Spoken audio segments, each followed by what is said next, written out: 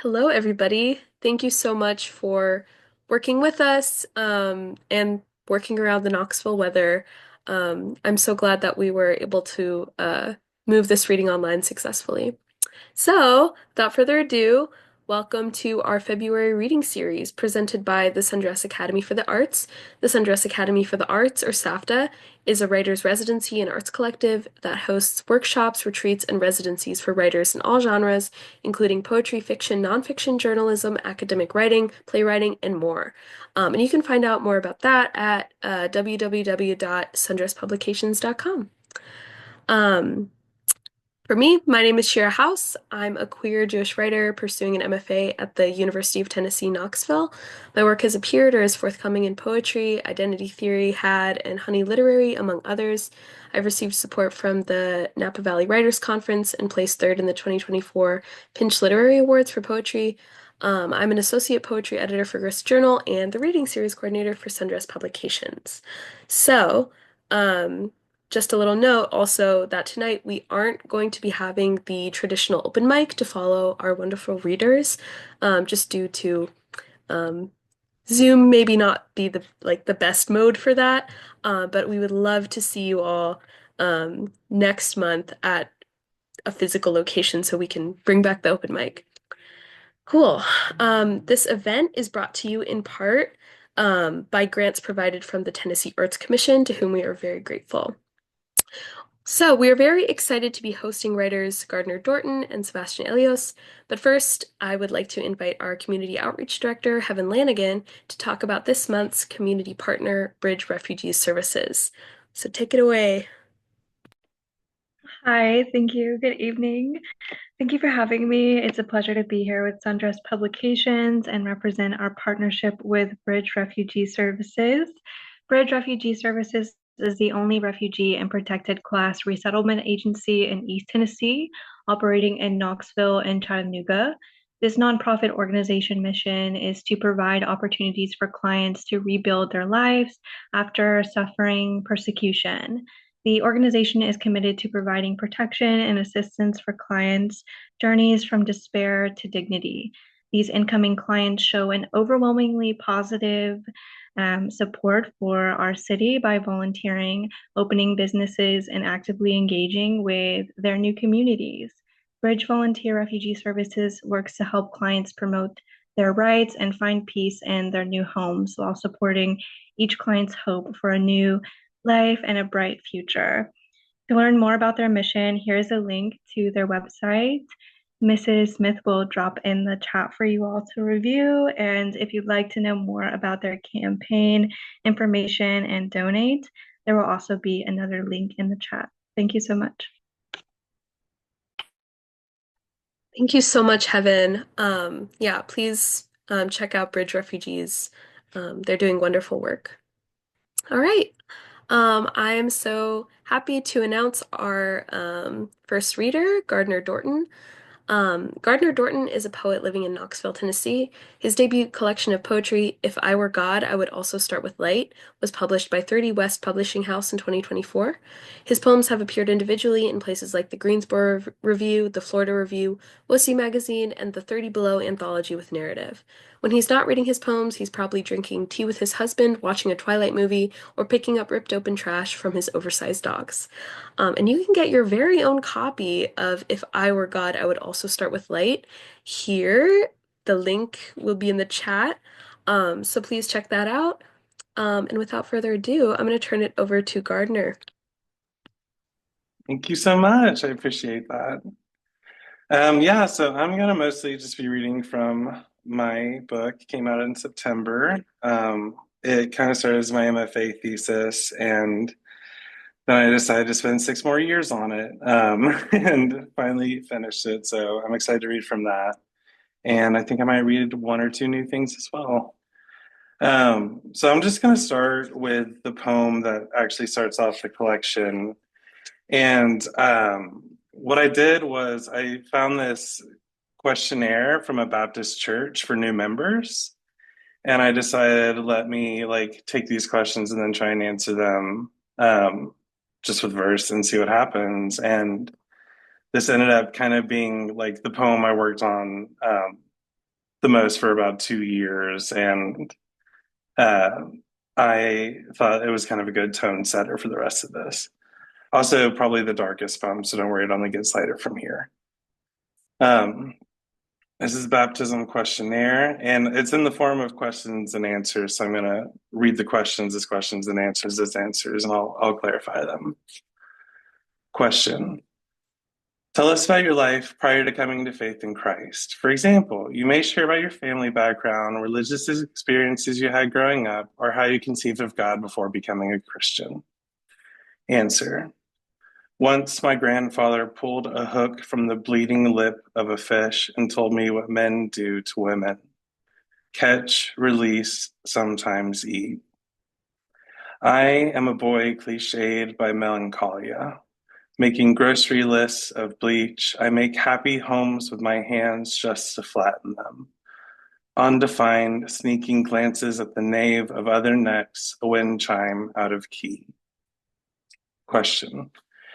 Have you been excommunicated from another local church? If so, please explain the circumstances. Answer.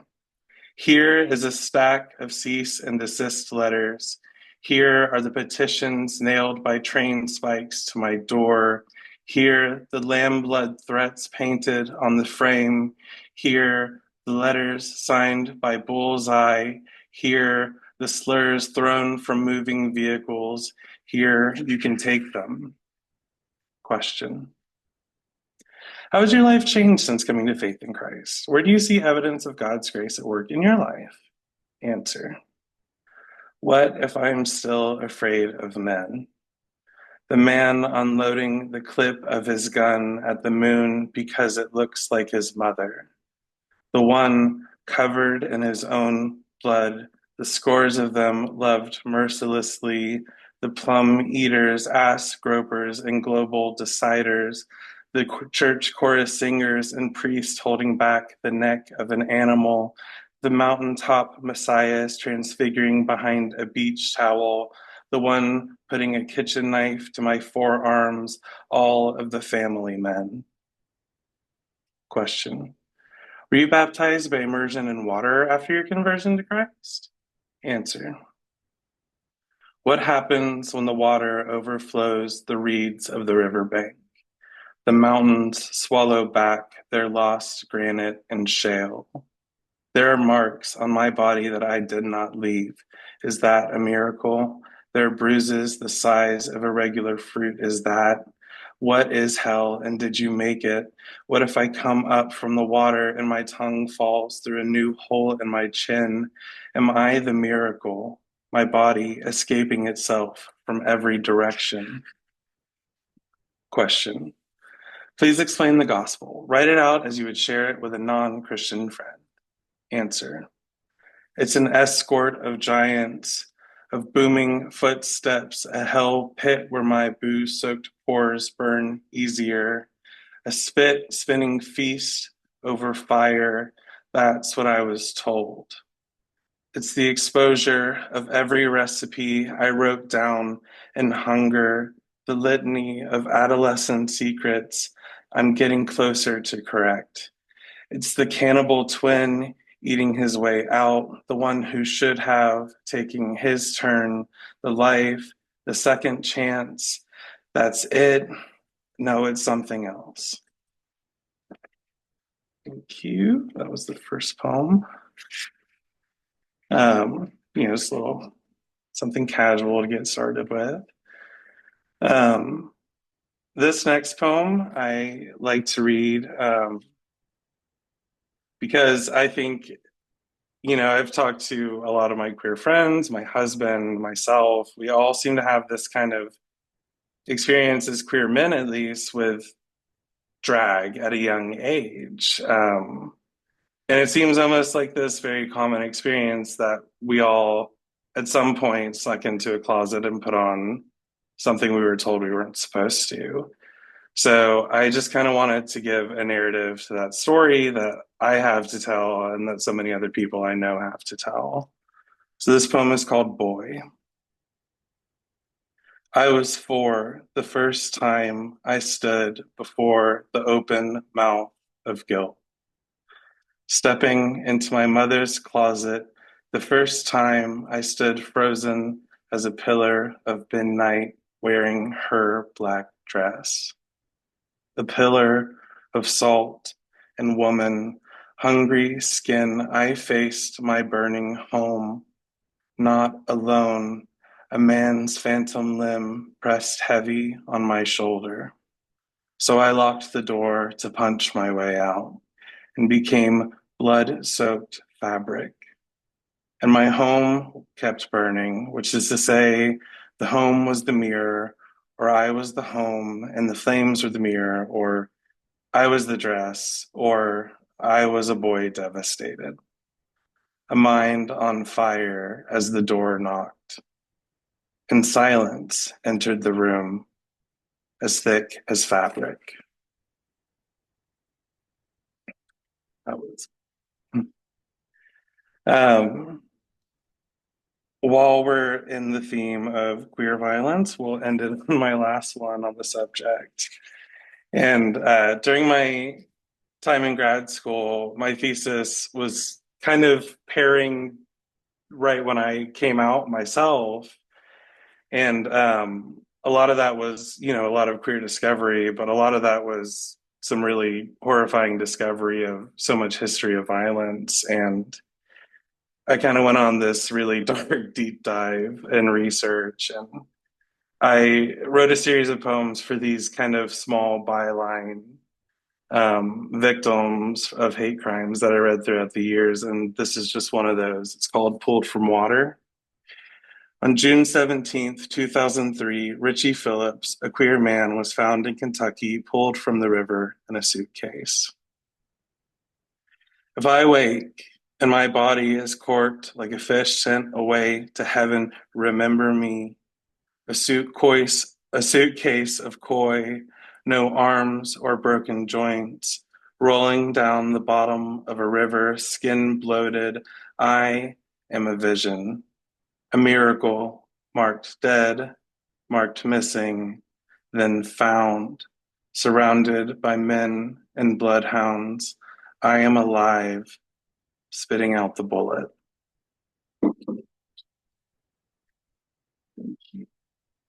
Um,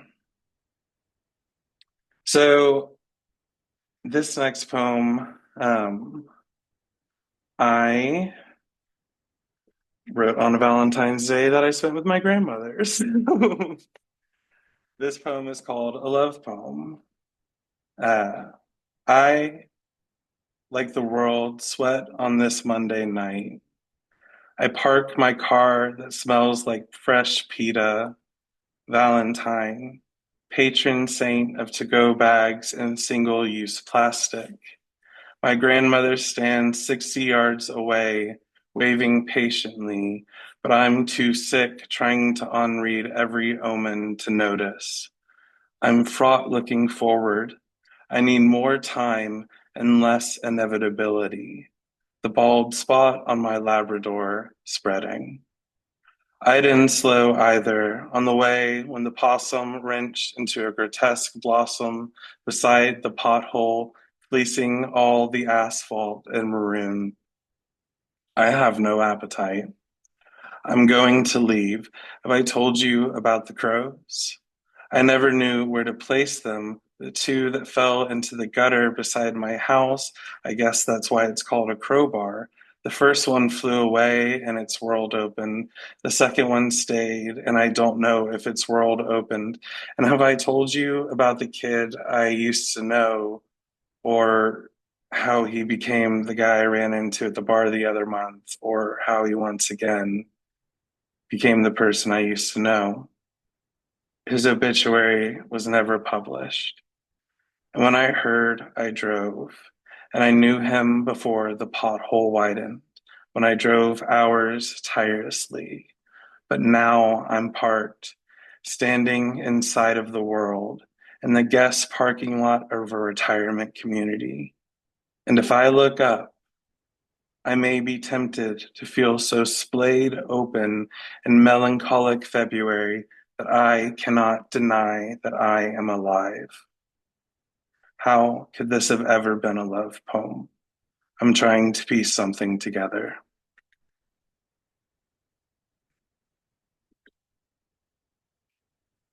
It's so funny just having flat silence after I read something.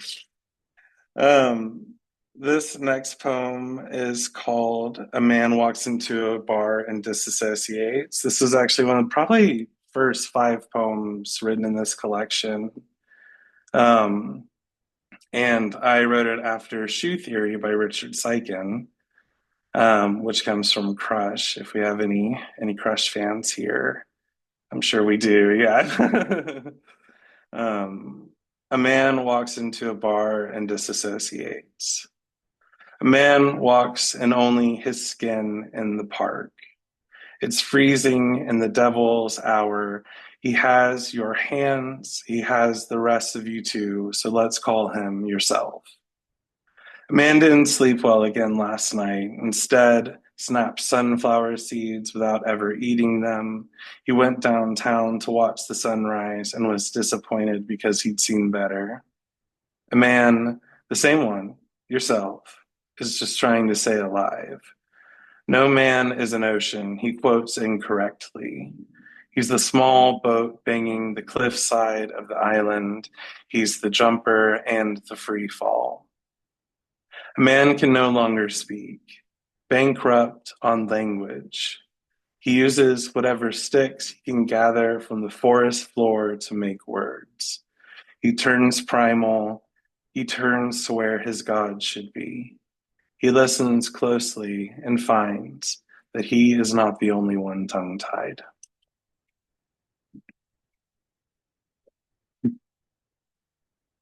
Um, Still got a few minutes, so I'm going to read this little poem called Elegy for the Ghost in My Kitchen.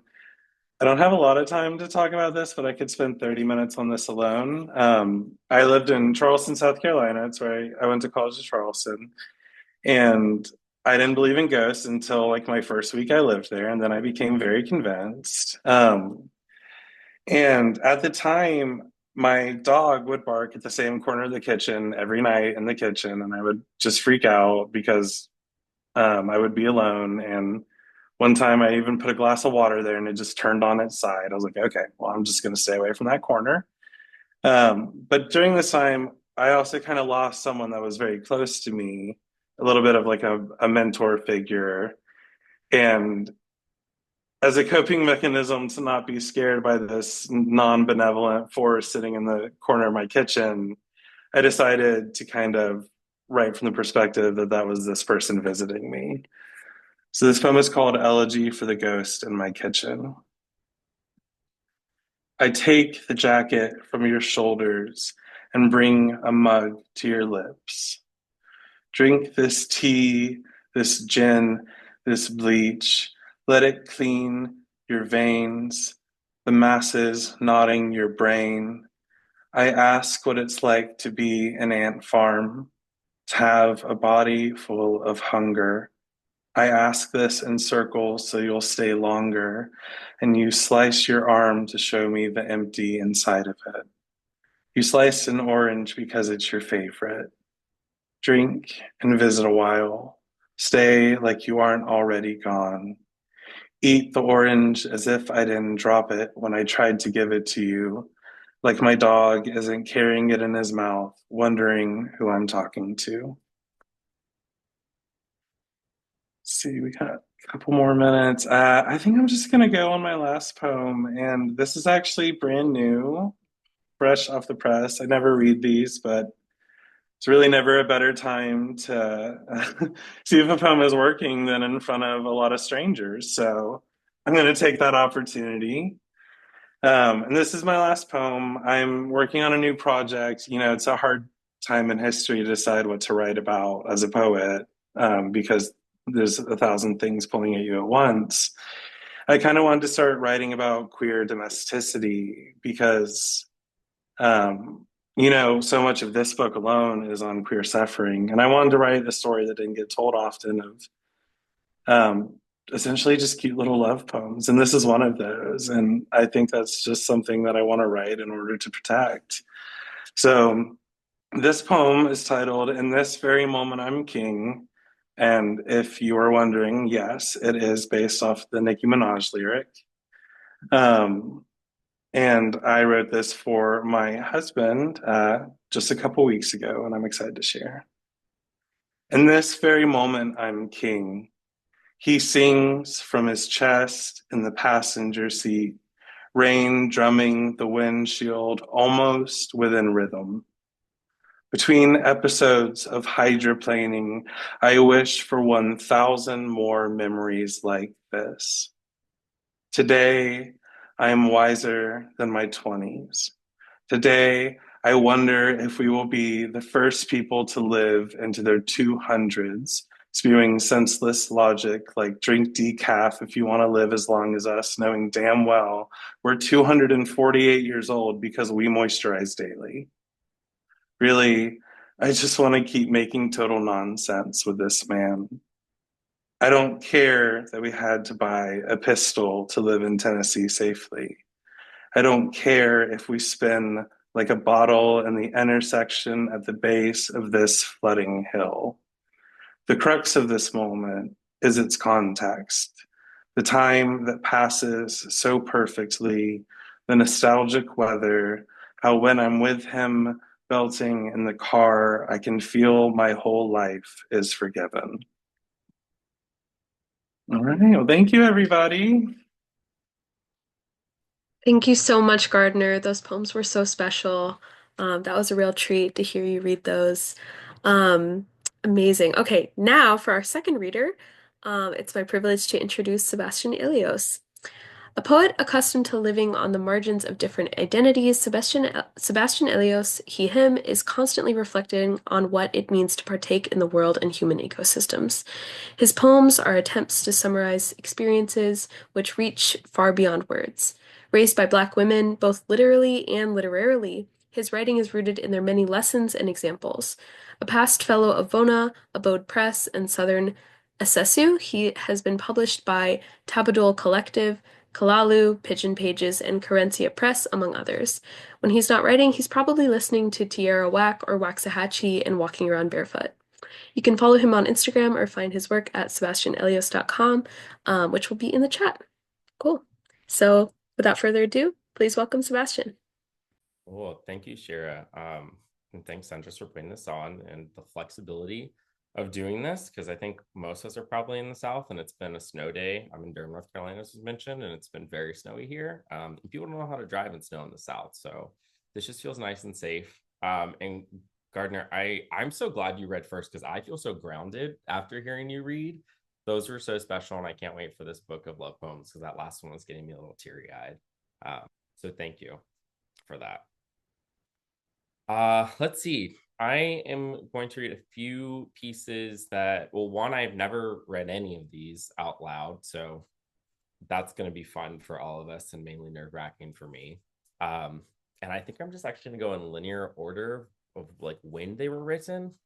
And three of these did not exist this morning, so we're getting like really fresh stuff. So if it sounds weird, that's why. But like Gardner said, the best time to try new stuff out is in a room full of strangers. So everybody just hang with me. The first one I wrote last summer after a friend's birthday party. It was a queer reality TV themed birthday party. It was a ton of fun. Yeah, it just felt like a really tender moment to share with people. Just kind of reflecting on joy and also reflecting like what poetry and writing is to me. So this one's called If You Know Where to Look. Poetry is the door, closing softly after the last guest. The circle of 6 heart-shaped balloons gathered round the ceiling fan, safe in its iron cage. Chanting round a bonfire, they rustle ever so, but make no attempt to abandon their position. Poetry is the push-up bra, paired with the bullshit belt buckle. An estate sale prize, the dead man's Jordans, exactly my size. I will know what it's like to walk in his shoes once we've gone some places. Poetry is the thread, stitching, stitching, stitching.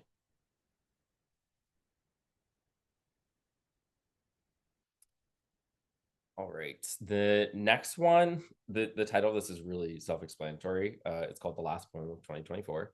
I think we were all probably experiencing just a lot going on towards the end of last year, and obviously that's rolled into this year. So I was having a lot of trouble writing at that time, and I took kind of a long break from writing for a while. And this is where we got, and this is kind of where I ended my writing in 2024, and this is in November, which we know the timing of what was going on then. I spent 3 hours trying to write a joyful poem. Now I have 5 pages on loss and a candle near its end. Because how do I summon joy at will when grief is crowding the room and breathing behind me?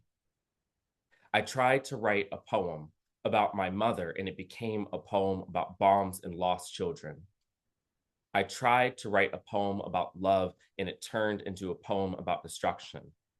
I stopped trying to write poems. I stopped.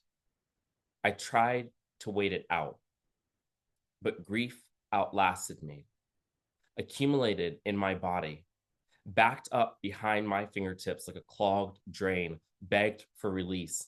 And so I picked up the pen again. I tried to write it out.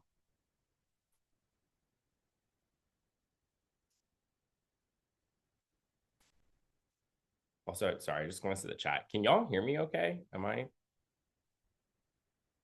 Yeah? Okay. I'll just yell because I'm good at that. So that's what needs to happen. That's what can happen. Cool. The next one I wrote this morning, but has been floating around in my head for a while. Again, I know most of us are probably in the South, so just for context, I have a good friend who lives in Vermont, and I went to visit her last July.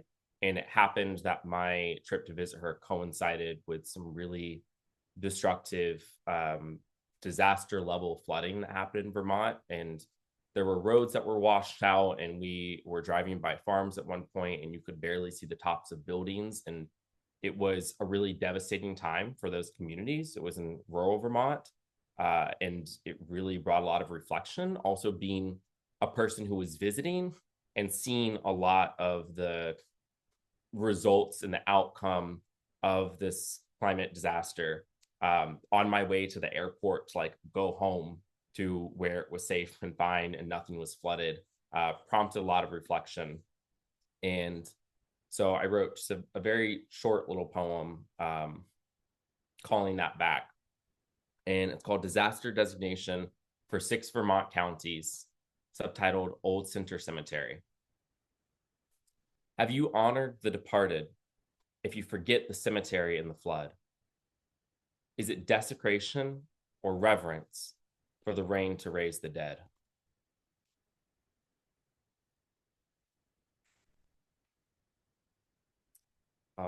Next one I'm going to read that is, again, a new one.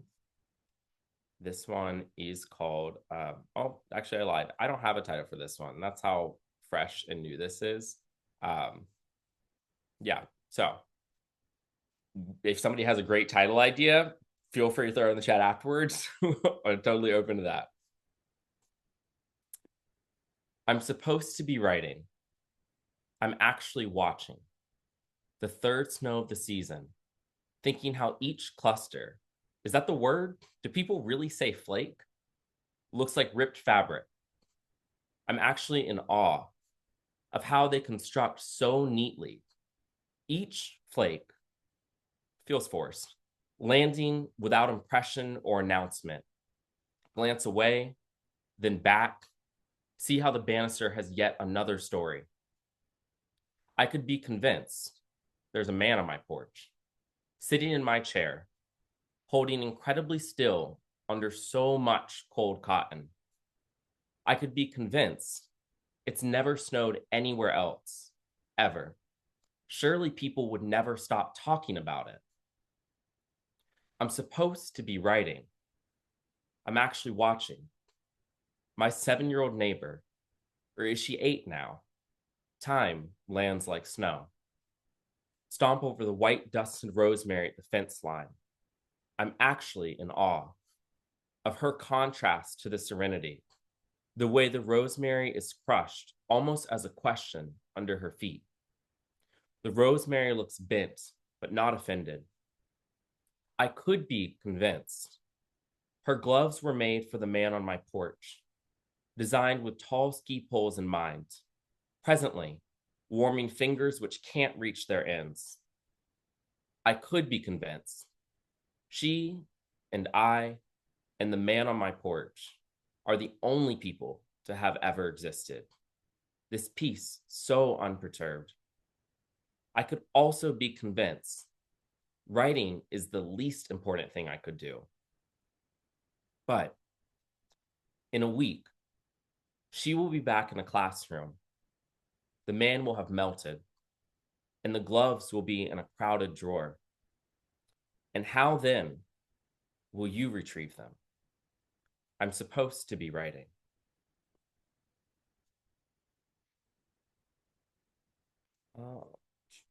Let's see. I think we're gonna actually switch it up. I am gonna read the last one, I promise, the new one, but I want to end on that one, and I'm realizing I have more time. So I am going to read the first piece I wrote that was ever published, and remains one of my favorite pieces because it is Black History Month, and I'm not going to go through poetry reading without reading something that calls to that. So this one is called Two Syllables, 237 pages. And the alternate title is My Grandmother and Bell Hooks Shared Source Material.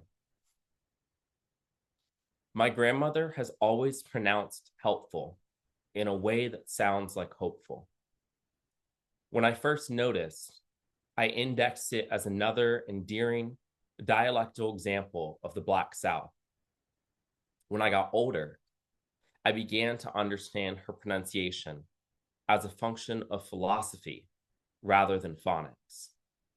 To borrow Hooke's adopted definition of love, the will to extend oneself for the purpose of nurturing one's own or another's spiritual growth.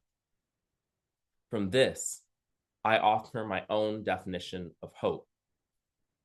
A concentrated expression of love, the act of setting a desire for one's own or another's spiritual growth upon winds of faith to be lifted in flight. From this, I offer my own definition of help.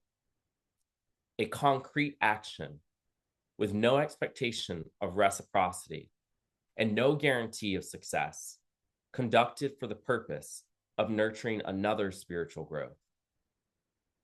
And within these telescoping definitions, I point to the latter's lack of certainty and ask, if authentic, what is help without the undercurrent of hope? Help is hope, is love. My grandmother taught me this. But for better or worse, I'm an intellectual. And so it took me a book to understand a word.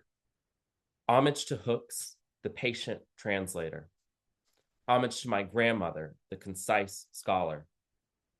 Years before I read all about love, I told my grandmother, you say helpful in a way that sounds like hopeful, and I think it's the most beautiful thing. But I lacked the ability to articulate why. And so I was unable to pierce through decades of informed inferiority, the perpetual presence of proper English, a lifetime of hearing Black and stupid coupled in the same breath. In response, instead of light, what passed across her face resembled a shadow of shame. New awareness of a linguistic misstep, questions of how long have I said it like this and who else has noticed. It seems that I have heard the word helpful less since then, and I miss its warmth, its wisdom. My grandmother, this is me trying again to tell you, of all the words I've encountered, I have yet to hear one more beautiful.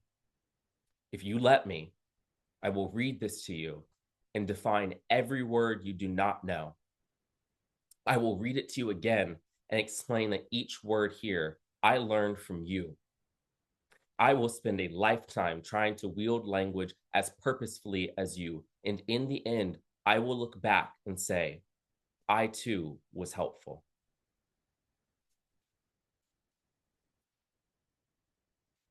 All right, I made myself teary-eyed. No.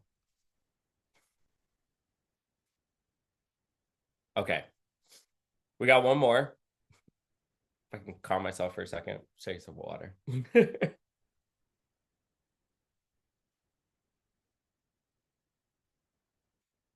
All right. This one I am really excited about. Again, I wrote this today, but the thought's been marinating for a week now, and I like the backstory on this, so I'm going to share a little bit. This year's been off to a terrible start. I think we all know that and recognize that. And I have gotten used to bracing when I'm asking people how they are, because I'm not expecting most people in my circles, at least, to necessarily have a positive answer. And I think that's been the experience this year. And so it was really refreshing. Last week, I went and got a drink with a friend I hadn't caught up with in a while, and they're deep in movement work. And so when I got ready to ask, how are you? I was expecting them to come back with some kind of strife and pain and stress, and that being the dominant emotion. And instead, they responded and they were like, you know what? The world is burning. I'm burning too. We ball. That's how we're doing it. And I was like, oh, okay, this is like a completely different energy than I have been experiencing, than I've heard. And I was like, go on. I need some of this. And they were charged up. They were like, no, if people are going to take it to 10, then we're going to take it to 12. We're going to meet them there. Like, if the world is burning, we're going to be phoenixes in this. This is what it's going to be. And I got such like a secondhand high off of that. I've been like sharing that with people so much in the past like 5 days. And the best way to share things is always through poetry.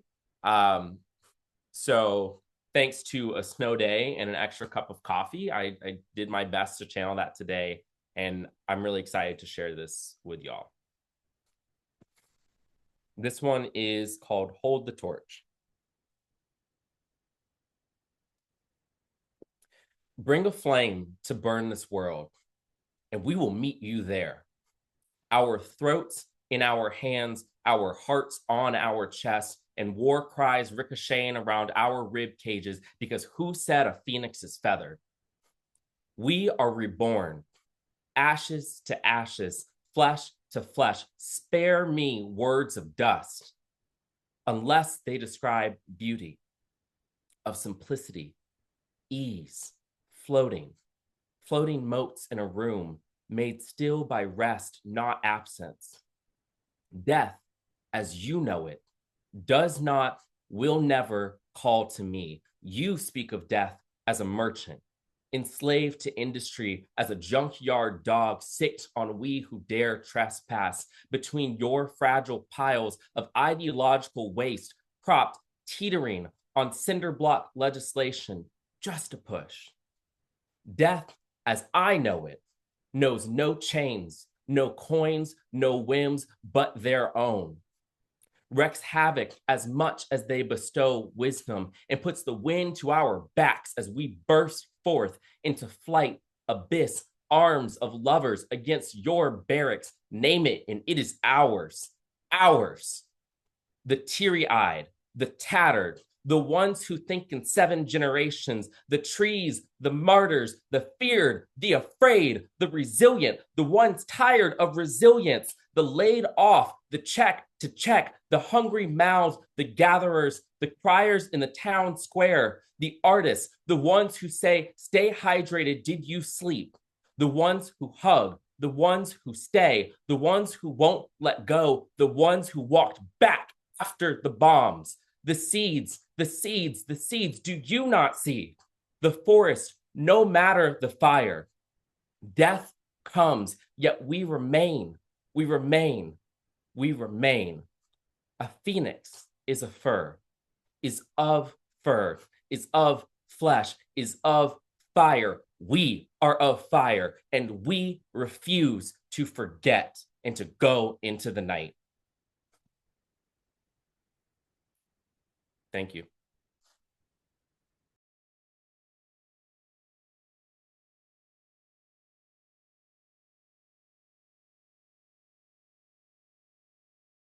Oh, amazing. Sorry. For some reason, I was just waiting for more. Couldn't get enough. But yeah, thank you so let's have a virtual round of applause for Sebastian. Um, and then for Gardner as well. Thank you so much to both of our amazing readers.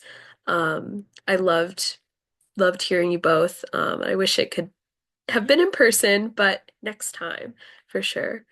Um, Thank you guys so much for coming out. Just a few plugs for some upcoming events at Sundress. So we're excited to present A Lot of Curiosities, an intro to creative writing workshop led by Danielle Shandine Emerson on Wednesday, March 19th from 6 to 7:30 p.m. This event will also be held over Zoom. So this is a hybrid introductory workshop titled A Lot of Curiosities, an introduction to creative writing workshop. Storytelling comes from a place of warmth. It draws ever-changing connections between home, family, memory, and culture. This generative, crafty workshop aims to introduce a series of tools, ideas, and curiosities to storytellers of all levels, but especially those looking to dip their toes into creative writing for the first time.